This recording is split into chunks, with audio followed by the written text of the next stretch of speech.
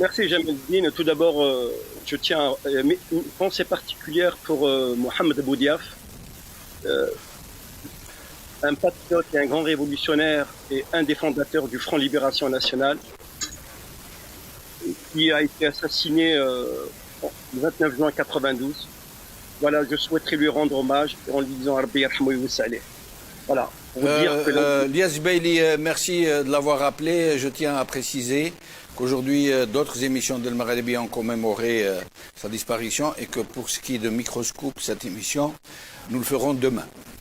Je vous laisse poursuivre. Voilà. Merci. Je trouve ce qui est choquant dans une assemblée nationale française nouvellement élue, on banalise et on glorifie la colonisation en Algérie. Tout d'abord, ce député est doyen, il est doyen certes, mais en glorifiant la colonisation et en refusant de dire que l'organisation de l'armée secrète est une organisation terroriste qui a terrorisé, qui a tué, assassiné des centaines de milliers d'Algériens, et aussi qui est responsable. Des centaines de milliers d'Algériens, je crois que ce n'est pas le cas, pour dire vrai, Lias Beili. Des centaines de milliers, ce n'est pas l'OAS en tout cas qui a tué des centaines de milliers. En tout cas, voilà, peut-être les chiffres sont discutables, mais il faut savoir que l'OAS, elle est derrière l'assassinat du général de Gaulle 3 fois. Et vous vous rendez compte... Derrière la tentative d'assassinat. Hein. La tentative d'assassinat, pardon. Et aussi la tentative d'assassinat, le petit Clamart. Voilà.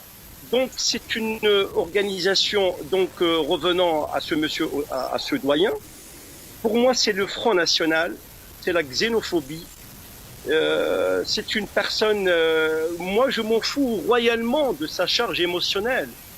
Certes, il est né en Algérie et ses grands-parents sont enterrés en Algérie, mais glorifier la colonisation quand il dit que j'ai une pensée pour mes amis qui sont restés là-bas. Est-ce qu'il a une pensée pour les 1,5 million d'Algériens qui ont été assassinés? Est-ce qu'il a une pensée lors de la prise d'Alger? 132 ans de colonisation. Est-ce qu'il a une pensée pour des familles qui ont été complètement déportées?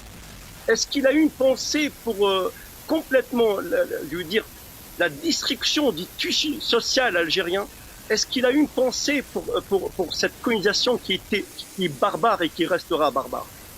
Et aussi, il faut dire qu'il fait partie du cercle d'Aliomari, qui est en train de financer un cercle algérianiste à hauteur de 100 000 euros.